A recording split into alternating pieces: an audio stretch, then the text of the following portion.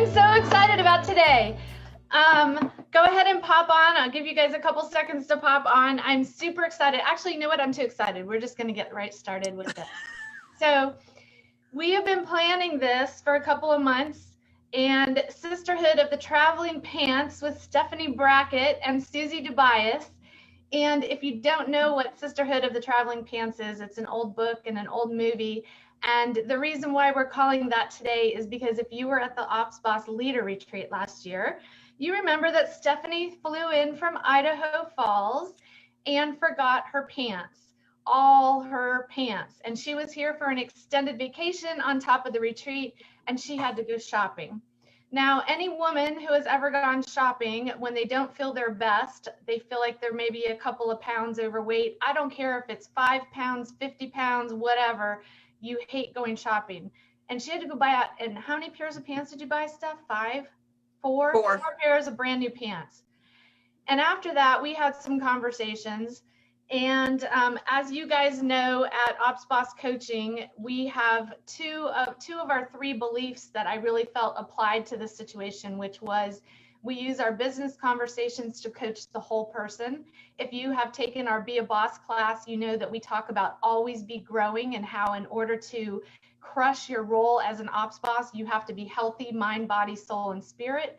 And we are our best selves and empower others to be their best. And so Steph and I had some conversations, and lo and behold, as any good coach would, she picked up the phone and contacted Susie Dubias to have a conversation that we're going to share with you guys today in an effort for you all to be your best selves. So first of all, I want to introduce Steph. Steph, go ahead and introduce yourself, and then I'm going to ask you if you would introduce Susie to us. Okay, so I'm Stephanie Brackett. I'm the Chief Operations Officer of Anderson Hicks Group. I'm also a Be a Boss coach and a trainer. I teach Be a Boss, the 1.0 version, not so much this year because of COVID, and the 2.0 version, which is the Systems Are Sexy. I've been in administration for about 20, oh my gosh, I'm going to age myself right now. Fingers to count. 30 years. 30 years. Dinosaur. Yeah, dinosaur. I'm a dinosaur. About 30 years, and I have been with my current team for 10 years. So, and then Susie is my awesome rock star nutritionist. I actually got her name at the Ops Boss retreat last year after buying the damn pants. So Lindsay Soprani, many of you guys know her. She had worked with Susie, and I was just talking about how I didn't feel good. My stomach always hurt. I had stomach issues. I couldn't lose weight. I was depressed about, and I don't get depressed. I'm not a depressed person, but I was pretty much over the whole weight loss thing. And she said, you got to talk to my nutritionist. And so I sent Susie a message and said, I need you. She was actually full. She didn't have any openings. And I said, put me on your first opening. I will take it. And so in December of last year, December 16th, she sent me the cleanse diet and then said, do this for a week. If you lose more than 9 pounds in your first week, you need to do it for a second week. And then I'll meet up with you. I can take you in February, but just start this. I want to pause right there with 2 things. One is I want to commend you for being assertive. So you guys, Mo Anderson talks about this all the time. Ask for what you need, because when Steph contacted Susie up front, there were no openings, right? There were no openings, but Steph pushed until it was meant to happen. And then there was a second thing I was going to say about what you did, and I forgot what it was. So keep going. Okay. Well, I mean, I literally called Lindsay and said, will you call your lady and tell her to take me? Because I need her. If she could, and Lindsay had lost 60 pounds, and Lindsay had all sorts of underlying issues. And let me tell you, when I knew I needed help, I had tried every diet you can imagine to lose weight. I was still carrying baby weight from my second daughter, who's 24 years old. Like I had not going to be speaking at our retreat, right? No, that was my second daughter. Oh, she's first daughter. Yeah. Okay, yeah. Before we go on, Steph, I want you to introduce Susie so people know who she is, and then we'll come back and dive into your story. Okay.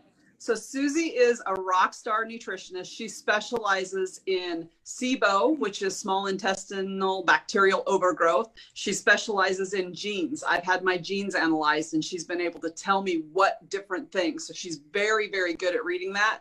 And she's just an all around rock star nutritionist. She lives in San Diego. So it's all via Snapchat. Well, we don't use Snapchat, Marco Polo. We Marco Polo, and we run labs and everything. So it's all remote. I don't have to go see Susie in person, but we talk every single day about my health. And so she has helped hundreds of people. So Susie, I want you to give us a little bit of your background. Thank you so much for being with us. I heard Susie speak at the Pennsylvania Regional Masterminds. I guess it was about a year and a half ago. Was it 2 years ago? I don't know when it was. But I know that a lot of really smart people in our company have worked with her and had really miraculous life changes, not just weight changes. So tell us a little bit about you and your background, and then we'll go back into Steph's story.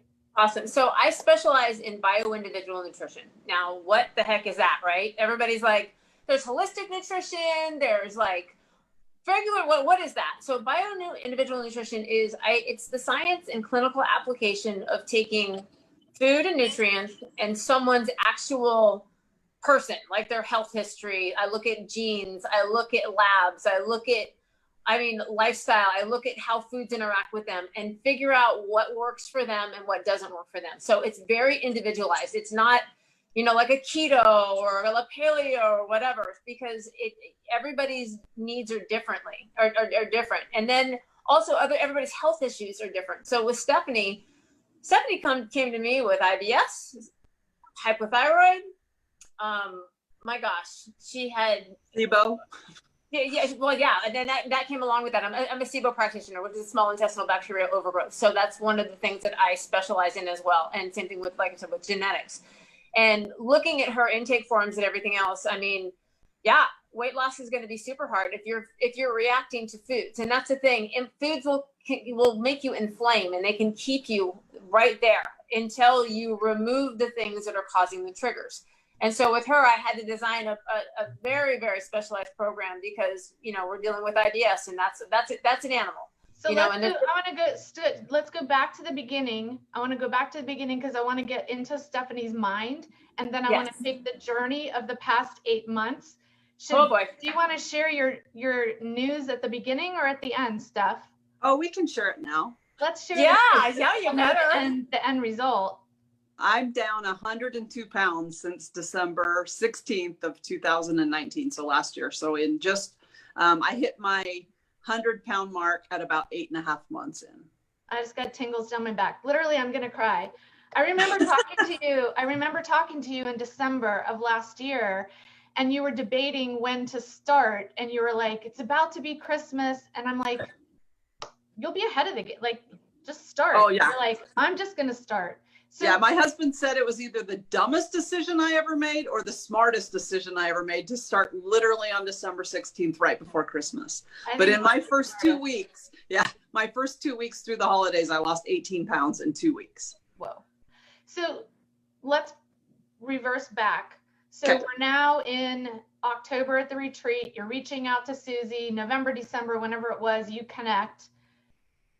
What made you actually, why all of a sudden did you decide I'm going to do something really pretty drastic?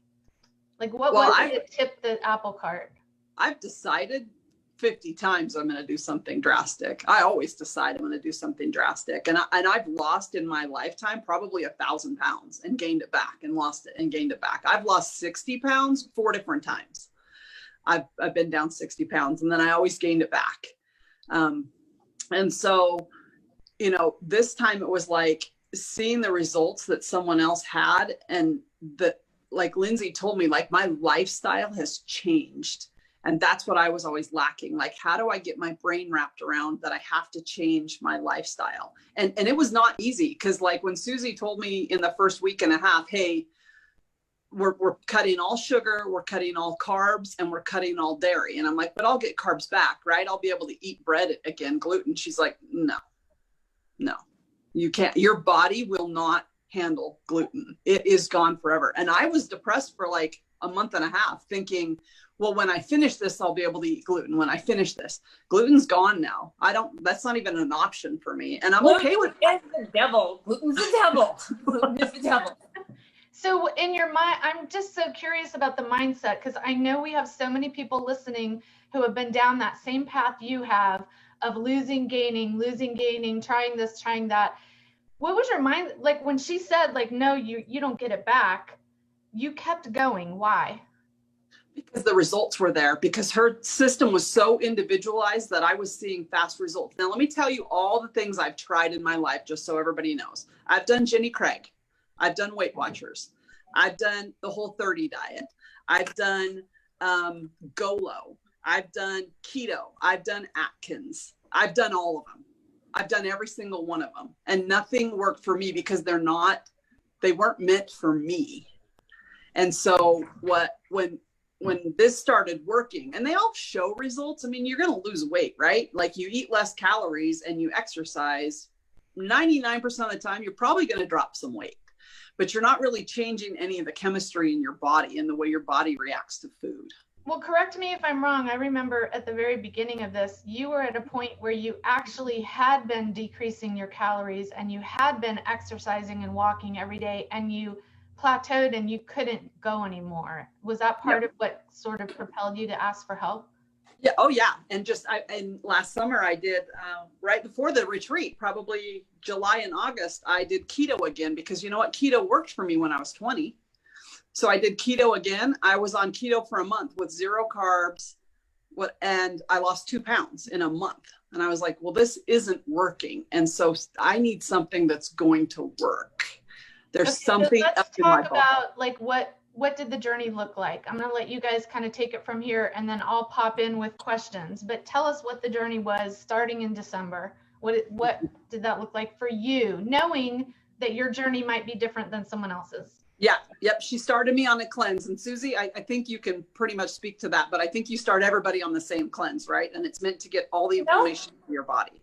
Everyone's designed specifically for them. So it's not a general do this detox, because if you have issues with oxalates, or you have issues with histamines, or you have issues with salicylates or FODMAPs, everyone's is specific for them.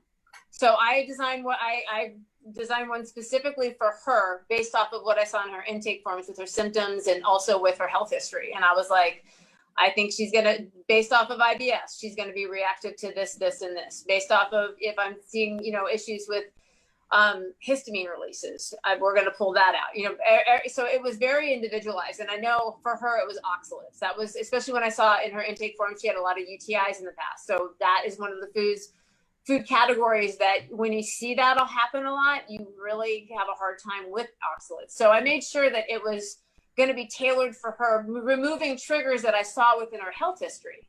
And that's where we started at. And so she did that for 2 weeks. And then of course, it happens with everybody who, once they get out of the inflammation stage, meaning the inflammation has left the body and now we're moving on to a different stage. Well, if their gut's a mess, that's when I really need to be active in the process, because that's what happened. She lost all that weight, and then everything went, and she's like, okay, I have to wait how much longer for Susie? Right, Steph? No, that was it. Because it was December 16th. And so I wrapped up my first 2 weeks, like January. And she's like, I can't take you till February 14th. And I'm like, well, what do I do for 6 weeks? Like, what do I eat? And so she moved her schedule up. She cleared things around, and we started in the middle of January. So I was able to get with her after 2 weeks. And then again, it was just another totally individualized plan. And honestly, shifting so many things around. And in my mind, in the first month and a half, believe me, I was mourning the loss of food. I was a food addict. I used food for comfort, for stress, when I was bored. Whenever we traveled, all our vacations were planned around what we were going to eat. Like, how do we fit 4 meals in this day? Because there's 4 restaurants we want to go, and there's 4 things I want to eat. So I was mourning the loss of food as my sidekick. That was my sidekick for everything I needed. And Steph, I got to ask you this though, because this is probably the big thing that I see across the board with the people that I work with. They have you know, big issues with food. Like it's everything. You know what I mean? It's emotional eating, it's stress eating, it's family gets-togethers, everybody's out to eat all the time. And you are the exception to what I have seen, because girl, you have been rock solid. Like you don't deviate. Like 100%. You made this mind shift from being a food addict, a junkie, somebody who was just literally food owned you, and you decided somehow, some way, that it didn't own you anymore. And I got to know how you did that, because I would love to be able to pass that off on to everyone that I work with. Honestly, I can't tell you exactly how, but I treated it as, oh baby, oh Steph.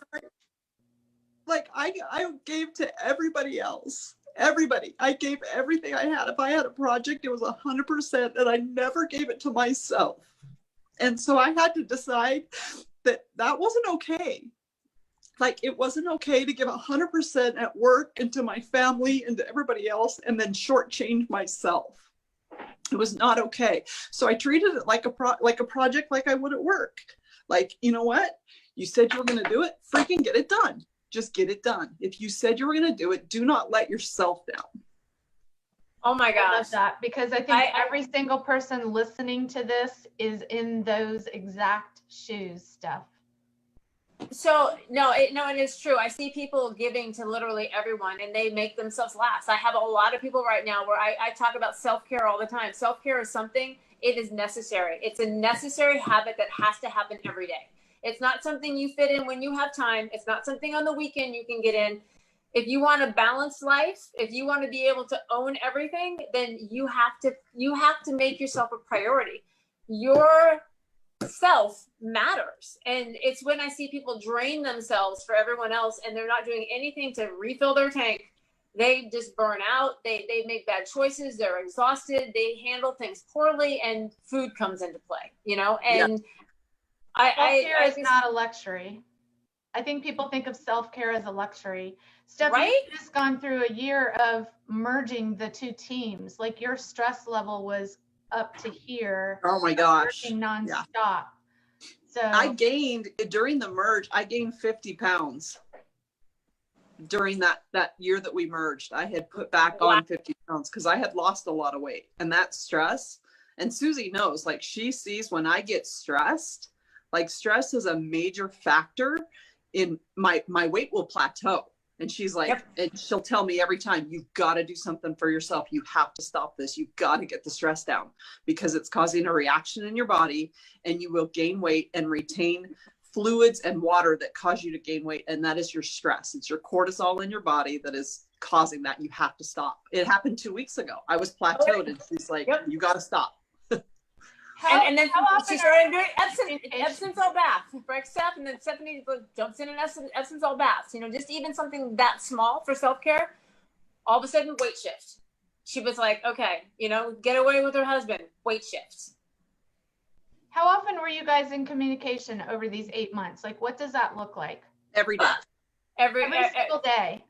So Monday through Friday, everyone has access to me. And with Steph, though, there was like we went through some seasons where there were Saturdays and Sundays. We've gone through things. When I take somebody on, basically they become part of my family pretty much. But Steph, man, we have been through just a lot during our treatment plan. As you'll hear, especially attacking SIBO. I mean, we attacked it first just with diet and supplements, and then we had to go to elemental, which is like a whole different animal. So walk us kind of through those 8 months, the two of you. Like, if I was coming into the program, knowing my program might be different than Steph's program, but just give us an idea of what your journey was for those 8 months. You know, it's funny because like she said, it's super customized. So, you know, I started with the cleanse, and then I started on a SIBO diet, which was basically, here's a list of foods you can eat. Here's a list of foods you can't eat. Eat these foods, report every day, weigh every day. And if my weight shifted by 1 pound in a day, whatever I had the day before, I was reacting to something, and we'd have to figure out what it was and pull it back out. So I did that up until about, that was most of January. And then at the end of January, I'm like, Susie, I need to lose like 10 more pounds before family reunion, because I'm going to be on stage at family reunion and I don't want to be super fat. And she's like, okay. And so we did a different treatment for a few weeks before family reunion. But I never stopped losing weight. I mean, I've plateaued for maybe like a week or two, but I've never stopped the weight loss, which has been, once you start building up that momentum, it's just like working on a project, right? Once you start seeing the results of the project, it pushes you and you want to keep doing it and doing it and doing it. And that's how I felt, like we were just losing weight constantly. So after I did that special one, then we switched back and we started doing SIBO again, which we're trying to kill all the bacteria in my gut. And it just wouldn't go away. She could tell by, all of my bodily, everything that was going on in my body, we could tell the SIBO was still there, the reactions I was having. So she said, we switched to Elemental, and that was in the first week in May. And let me tell you, it was 3 weeks of all liquid diet for 3 weeks. I had this crap that I had to drink 3 times a day for 3 weeks. And that's my only nutrition. So let me piggyback on that. So Elemental it's a physician's formula basically, and she gets all of her nutrients. And within that though, by just having those and not with the food, it starves out the bacteria in the gut. And so this was like, you know what, we're going all in. We're going to hit this for 3 weeks and we're going to kill off this bacteria, because when you're somebody who's had IBS for, 20 something years, one, motility probably isn't working well, which, motility is your body's ability to move things through 26 feet of intestinal tracts. Okay, guys ready for that? 26 feet from your small intestine, large intestine, twists and turns all the way through. Now, if you have, if you're not pooing, if you have slow motility, meaning things don't move down through the digestive tract well, you will ferment food, it will back up, and like I said, it will ferment and you create more bacteria. And this bacteria will end up giving you food sensitivities. Your gut becomes leaky. I mean, it's a lot. So it's so funny because as the bacteria was coming out, I'll never forget this. Stephanie was like, there's food coming out of me that I haven't eaten in like 2 weeks, Susie. Wait, where's the cheeseburger from 1912? Like, I think the cheeseburger from 20 years ago is coming. And she was like, Susie, I haven't eaten that in over a week, and that just came out of me. And I'm like, okay, see, and that's great information for me too, because that tells me, man, we have to make sure that we're giving you something to help with your migrating motor complex. We have to make sure that is working well, because if not, we're going to have reoccurring bouts of SIBO. Okay, so that kind of information is great. And when I take somebody through Elemental, it's a hard process. I mean, you go from eating food, you go to eating liquid for like 3 weeks. So I create groups, and I'm usually taking several people through at the same time. So they have a support group. So I had this Marco Polo support group, and these girls, I think they are bonded forever, because they were, there has been no group like this group. Let me tell you, they were priceless. I mean, everything from because when the die-off happens, I mean, you don't feel good, okay? Like, I mean, they would be, how are you today? I'm in the bathtub. I think I'm going to make it. Come on, girls, you can do it. I mean, the conversations back and forth were just absolutely priceless. But being able to have the support of other people going through it at the same time, that's priceless. Priceless. Because it's been interesting to watch this from the outside, because Steph and I literally talk every single day, and she was a little less deaf, I would say, for a short period of time, but she never lost her sense of humor. She never lost her will to continue. At least she never said she did. And I was amazed by that. So I didn't know about the community that you have and the group support. That's awesome. That's what you do very much mirrors what we do at OpsBoss. Yeah. Right. So I give everybody that daily support with myself, but when we're going through hard things like that, I have to pull a group together, because everyone has questions and everyone struggles, and there's a lot, it's a lot, and it's important to get that outside support, especially when your family has no idea and they don't understand, like all of a sudden you're not eating and they're like, what is this? You're like, I'm killing the bacteria, I'm killing it. Die. So what was the hardest thing about the past 8 months, and what was the thing you thought would be hard that actually wasn't? Probably the hardest thing was just the try this. No, you can't eat that. Try this. No, you can't. I mean, like just constantly shifting what I'm eating constantly. I'm fine. Like for instance, I've been eating rice since I got off the liquid diet. I reacted to everything after the liquid diet. I tried chicken, couldn't eat chicken. I tried, you know what I mean? I tried a bunch of things and I couldn't eat them. I would gain weight if I ate chicken. Like chicken's supposed to be good for you, right? And Susie's favorite thing to say is just because it's healthy doesn't mean it's healthy for you. So it's really very specialized to the person. So that I was eating rice was one of the only things I didn't react to. Right. So I've been eating rice pretty much every day, and only basmati or jasmine, like even the type of rice matters. Every day since like June, all of a sudden a week and a half ago, I can't have rice anymore. Like my body's reacting to rice. So it's that type of thing where it's like, that's what was the hardest thing, was just trying to, I'll buy honeydew melon. We're going to try honeydew melon. So I go buy honeydew melon. I eat it for 3 days and then I start reacting. So I have to throw out the honeydew melon I bought because I can't eat it anymore. So as you're saying that, what I'm hearing a lot of people think is that sounds really overwhelming to me to have to think about that on a daily basis. Susie, talk about that because you probably deal with that mindset all the time. Yes, I do. Especially with changes. So actually, I want to cover this real quick. Seasonal. So when seasonal changes happen, environmental changes matter. Okay, there are certain foods that are cross-reactive to pollens. Okay, so like she's saying, honeydew, melons right now. Oh, hello. Like seriously, melons, cucumbers, like they're ragweed. Like you if that's blooming and you eat that, you will react. Like I will see people eating the same things. I'm not having issues with this. And all of a sudden they're throat punched. And I was like, oh, wait, hang on. We did this in the spring. The spring was awful. Like everybody was reacting to everything. Now, it doesn't mean you're going to be sensitive to this food all the time. No. It's just during these periods. Even me, all of a sudden out of nowhere, I started getting like mouth sores with carrots. And I was like, really? I don't have carrot issues. And I was like, pollen, cross-reactive. Okay.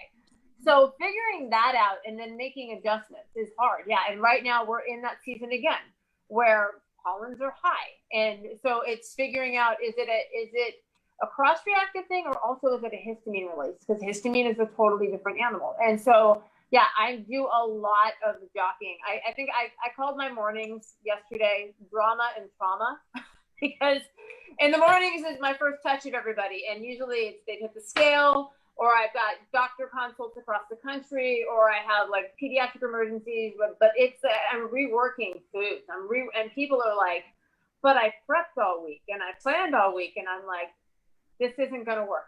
If you want to be inflamed, we can keep going down this road, but if not, we got to shift. And so the adaptability is necessary for most people when they have, but also I'm adaptable as well. Hey, why don't we just stay here until next week? And when you go shop again, we can just make the changes there, but we can alter things here, you know? So I'm really, really flexible. I'm not this is how it has to be, or it's not going to work kind of thing. No. We have to, it's life. You know, I think the dialogue is such an incredible part of your program because how often do we all go to the doctor and you're like, if only I could talk to him, like you have questions the next day and then the next day and the next day, but you can't get in for 2 more weeks. Like the daily conversation, I think has to be such a game changer. Steph, what was the easiest, not the easiest, but the thing that you thought would be hard that actually didn't end up being hard? Or was there anything? Giving up sugar and gluten. I like the first month I thought this is going to be so hard, but I don't even care now. I literally don't care what I eat. I don't care. I just don't want my stomach to growl. Like yesterday, we had friends over for dinner. I went to Costco to pick up all my new glasses. Don't I look smart with my new glasses on? Beautiful. I went to pick up my new glasses and I'm like, crap, we've got friends coming for dinner. I'll just grab pizza. I grabbed pizza, chocolate cake, salad, all the things for them to eat. And I went home and made myself a steak and I don't even care. Like they're all sitting there eating pizza and chocolate cake. And I don't even want a bite of it. I don't care. Like, I don't care. It's killed that. Once you stop eating the things that are causing you to want to eat them, you stop craving them and you just don't care. So that's been the easiest for me. I thought that would be really hard. When she first told me, like I said, when she first told me no gluten, I was in mourning for like literally a month trying to figure out, okay, how and when will I ever be able to get a piece of sourdough bread back in my life? What about cooking? Because I have experienced your cooking. It's totally fabulous and ha ha ha. How do you cook now? I still do it. I cook for others. I'll still make, like, one of the girls in the office. She's like, it's my birthday and I want lemon bars. I'm like, I'll make them. So I just have to have someone else taste them for me to make sure they're okay before I serve them to everybody else, because I can't taste it myself. That's awesome. I'm just going to look and see if there's any. If you guys have questions as you're listening, please, we have about a bunch of people listening that are relating. So put your questions in the box. I was going to tell you one thing that's like, this is how individualized her plan is. So about, Susie, what was about 4 or 5 weeks ago, I'm literally in the bathroom one morning at 6 o'clock in the morning. I hadn't lost any. So when I went on the elemental diet, I dropped like 16 pounds in 3 weeks, right? In the middle of a diet. I'd already been losing a ton of weight. I dropped 16 pounds in 3 weeks. Then we had to introduce back in food. I gained back like 8 immediately. And it took me probably 3 weeks to get those 8 back off. And I was like, not happy about it. I was super not happy. And I was super stressed at work, and I was depressed. Like, I don't get depressed. I don't have depression issues in general. And I was a basket case, and I'm on the phone with her in the bathroom at 6 o'clock in the morning, like Marco Poloing her. And I'm crying, like, and I this was the first time she probably seen me cry. I hadn't cried about anything. I don't care. You don't cry. You don't, you're rock, man. Nothing phases you. Yeah, I just don't cry. And I'm like, Susie, I'm so upset, blah, blah, blah. And she's like, hold on a minute. And I'm like, what? And she leaves Marco Polo. She comes back like 5 minutes later, and she's like, stop taking your multivitamin. And I'm like, what? She's like, you cannot handle B12 in the methylate form. Stop taking the multivitamin. And I'm like, what the hell? And she's like, that's how she had done my genes. And she went and looked at my genes again, and then cross-referenced it with the multivitamin I was taking, and realized that the multivitamin I was taking had a form of B12 in it that my body could not process. And it literally caused me to go crazy. I was going crazy. Yeah. So that's the other side of this. So genetics is a huge player in this. And I looked at her genes. She has, your compound heterozygous for MTHFR gene mutation, C677T and A2818. Okay. So she's got issues with detoxification, methylation. All right. Now, most of the time, doctors would look at that and say, you need to take a methylated B vitamin. That's what you need. Well, okay. Because why is that important? Well, when you have C677T, if homocysteine levels in your body elevate, you're at risk for heart attacks and strokes. Okay. B vitamins, keep them lower. All right. That's the necessary protocol. However, if you don't look at other genes and you just look at that one gene, you're in trouble. Because if you have the COMT gene, and there's 2 different variants that she is homozygous in, homozygous means 2 copies, 1 from each parent. Okay.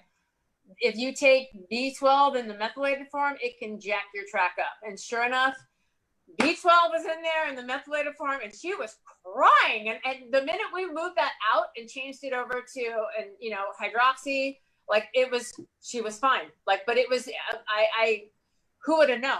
And the hard thing, like I said, with that is most doctors just automatically, you need a methylated vitamin, and they don't look at all the other genes, and you have to. And so I get a lot of patients who will come to me and they're like, yeah, I'm MTHFR. I have really bad anxiety. And I'm like, what are you taking?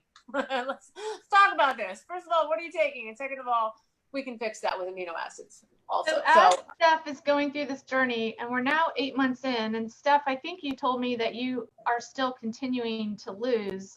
Is that okay? Yeah. Yep. At what point do you graduate? If your body's constantly changing, it took you 50 years to get your body to this point, or 49. At what point do you are you able to graduate and figure this out on your own versus talking to Susie every day? Yeah, she's actually really good about things like that, because we know, as soon as when she said the B12 thing, she's like, I need you to write this down, because this is something that even when you're gone, you have to be careful of the rest of your life. But like SIBO, for instance, once we kill that, she's always saying, okay, just because you can't have honeydew melon now doesn't mean you can't have it ever. And so she's teaching you the whole time, I know that if I gain a pound in a day, I'm reacting to something, and I got to look at what I ate the day before. So you're learning the things my goal is to lose 130 pounds total. My original goal was to lose 110, and I'm only 8 pounds away from that. And I'm like, yeah, I need more than that. I need 28 more pounds. So once I lose the 130, that doesn't mean I'm done with her. It means I've met my weight loss goal, but is everything healed up? And then once everything heals up, she'll graduate you out of her. But yes. Susie and I will be friends forever. Oh, we're lifers. I have some questions from the group that are coming up. So Jean wants to know, did the cravings stop after a month of not eating sugar? The craving stopped after 4 or 5 days of not eating sugar. Wow, that's pretty miraculous. Okay, Jennifer wants to know, what if you're vegan? I was vegan. You were? I was no, like in this thing, I was spent how many months was I vegan, Susie? Oh my gosh, we've gone vegan. We've had to do low sulfur. I mean, we bounced all around. So yeah, I work a vegan life. Yeah. It's called lentil pasta. Okay. Right? And then Jody wants to know, do you reach a point where the choice of food is not so restrictive? After reaching your goal, do you go on a maintenance plan? So yeah, everybody's different, you know, and yeah, and just so you know, not everybody is this restrictive. This is an extreme case of somebody who had some really bad digestive issues, okay? And you know, also dealing with thyroid and hormones. I mean, Stephanie had a lot going on. So this isn't a normal cut and dry of somebody who just, you know, comes in and they don't have a lot of health problems coming in. And so everyone is different. And I mean, some people, I've even, well, I was going to say you'll see, but you don't see me. So anyway, everybody's food expands. Like I have somebody that I'm graduating, I believe today, as a matter of fact, took 50 pounds off of her, and she had SIBO. We went in, we treated it. She had histamine issues, everything else. And man, that girl can eat anything. You know, I have somebody else who went through actually elemental, same time Stephanie did. And like that girl can eat anything and then some, and we can't keep weight on her, you know? So. Okay, so another question for you is, I know Steph and our community knows Steph very well, and Steph is extremely highly respected and highly looked up to. So I think there's probably some people thinking, oh, well, that's just Steph because Steph can do anything. She makes things look easy that aren't easy, and we all know this wasn't easy. What is your ideal client? Like, what is the situation? What is the personality? Is there an ideal client for your programs? So no. So this is interesting that you asked me this, because I'll look through intake forms and I can usually flag and see somebody who's going to be problems. Okay. And I remember specifically looking at this one gal and I went, oh man, she's had bulimia. We've dealt with all sorts of, you know, we've had some food issues. Her mental state, like, oh, this is not good. This is going to be hard. And this is going to be really difficult. And that girl has blown it out of the stinking water like nobody's business. Like, I just given the right tools. Now, let me tell you the right tools for her though. So I do amino acid therapy. So when your neurotransmitters are off, okay, so your neurotransmitters are dopamine, serotonin, GABA, you know, epinephrine, all of these things affect your mood, anxiety, depression, these kinds of things. Their natural substance in your body is amino acids, okay? So when they become out of balance, these things can get thrown off. And when that happens, you have anxiety, you have depression, you have things where you just can't tackle things. And I knew that with her, she had all this going on. And I said, we're going to pause for a second. I don't want you to look at the food. I don't want you to look at anything. We're going to focus. We're going to add in amino acids, and we're going to do some amino acid therapy. We're going to use 5-HTP. We're going to use the basis of things. You need B6, you need zinc, you need magnesium, you need certain foundational things for your neurotransmitters to even connect. And if you don't have them there, you're gonna be a hot mess. And the nice thing about amino acid therapy is it's immediate. Like when you start adding it in, it's not like a medication, and it's also a natural thing that your body already has in it. We're just balancing it out. You'll see a difference within an hour. Okay, so, and then we figure out, are you feeling good? Are you feeling great? Are we there yet? And there's different categories. So we look at for amino acid therapy as far as what's low in your body, whether it being serotonin or dopamine or 5 or GABA, you know, or your catecholamine. So I look at all of these things and I give them a questionnaire. and highlight which ones are in. So then we target those and we balance out. And literally within a week, she was like, I can do anything. And before it was crying, I can't do this, and I'm just a failure in the food, and it's too much now. But once we dial that, this girl is she's crushing everything. Like and like just her joy, just everything. It's like, bring it. Oh, I can do this. It's the same thing Steph said, is that you were able to help her get results fast enough that the mind and the spirit came together with making this possible. That I can do this because I am seeing the results. And honestly, I was going to say, Christy, probably if I was to say what Susie's ideal client is, it's the one that listens to Susie. She's the expert. Yes. I'm not the expert. I couldn't do it on my own, which is why I hired Susie. It's the same thing with, when you have like an ideal employee. What's the ideal employee? Well, the one that'll listen to you and take constructive feedback and make the changes necessary. They're coachable. That's probably your ideal client, someone who's coachable. I did this to myself and I couldn't get myself out of it. I needed some expert to tell me how to get out of it. And that was Susie. So I just do what she tells me to do. And that's been like the key thing. I have Stephanie. So I have a thing called Moto Mondays where I have people come in, all my clients or past clients, they come in and they give their testimony on where they're at and everything else. And I always send Steph in because she gets it done because she's like, just listen to Susie. Just do what she tells you to do. And also tell her everything because everything matters. I mean, not just the food, but the stress, but the environment. I mean, everything matters. And so that's what, just having that line of communication, that's the ideal person for me, and it's, girl, you're just a blessing. Like God gave you to me and I'm so happy because just honestly, we have been through it and you crush it. And the communication. Steph, did you interview Susie like on Zoom or on the phone at all before you started coaching, or you just sent all the intake to her? No, it's just like when you get a referral from someone you trust in real estate, right? You ask somebody, hey, who do you use? And you trust that person. And they say, I use them. I trusted Lindsay. I was friends with Lindsay and I said, who do you use? And she said, use this gal. And I said, okay. So just to piggyback on this, Lindsay interviewed, I think, 40 different nutritionists before hiring me. 40 different nutritionists. As any good recruiter would. And so, but even though the communication and stuff with me and asking questions. So just so you know, I am so buried, like with if I have this much communication with all of my patients, I don't have time to get on the phone with people. I have my team will talk to people if I need to. But it's basically by email or communication. I mean, I'm waitlisted right now until January. And because I'm one of the only SIBO practitioners, registered practitioners here in San Diego. And so I'm actually bringing on another nutritionist in January. I have an intern starting with me this next week because of the load it's just too much. But I have a lot of critical patients right now. And like, I'm taking a lot of people through cancer. There's a lot going on. That being said, like we have programs and stuff that people can use from my website. Like I have a month-long program like that walks you through not just those first 2 weeks like with Steph, but now it's like walking all the way through a month with me. And it introduces foods, allows you to like figure out what's going on with you and stuff. So, but all the options listed on your website, we'll post the website in the comments. Yeah.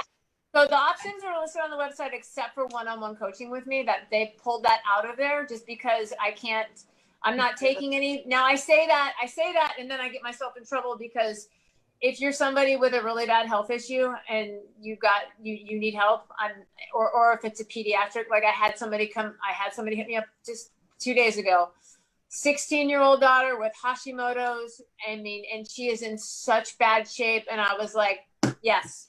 Like I'm still, I might not be able to get to her until November, but it won't be January. You know what I mean? So there are situations where my team screens what comes in to see what Susie can. We're all in real estate, so we're used to working with teams, and we know that there's specialists on every team. So it doesn't always have to be you. There can be other people on your team that are even better than you at different things that they do in the process. Jennifer wants to know if you work with men as well. Oh God, yeah, yes. Which I know. what else do we want people to know about the process, about the journey? Steph, I just want to say before we hang up, I love you like a sister, and I am so happy to see you getting so healthy, because that means that we can be friends for a really long time. And I'm just so thrilled with that. And Susie, I want to thank you for being such an incredible partner with Steph, because wow, 8 months, and I'm excited. I know you're still on the journey, but I just want to thank you both for Steph, for being so transparent with our community. Our community, our Ops Boss community, is so important to us. Mind, body, soul, and spirit. You guys know when you come to the retreat, it's not all business. In order to do great business, you have to be healthy everywhere. So what else, if there's anything else you guys want to know, post your questions in the comments. And what else do you guys want people to know about the journey, about any of this? Well, thanks for making me cry right at the end. Because I'm sorry, I'm trying not to cry too. And I know you get a migraine when you cry, so I always try not to make you cry. Hey, you know what? Speaking of migraines, just FYI, like I had lifelong migraines. I don't know how many of you know, but my mom passed away from an accidental drug overdose from prescription medication that she took for migraines. Like I have a health history of migraines, and this has cured my migraines. Like I haven't had Botox since February. I had to get Botox in my forehead because the migraines were so, I had them. I woke up probably 27 days out of 30 days in a month with a headache. Like I was a highly functioning migraine person because I just dealt with the pain. I have a really high pain tolerance. And so I just dealt with it. This has cured the migraine. Wow. Susie was able to figure out, you know what, I've got histamine issues. And when I overload myself in histamines, which means I ate strawberries and a bunch of other food all in the same day that have histamines, my cup overflowed, I'd wake up with a headache. And so now I can make you ugly cry and it won't hurt. That's right. I know my husband said, maybe we can watch crying movies now. That's awesome.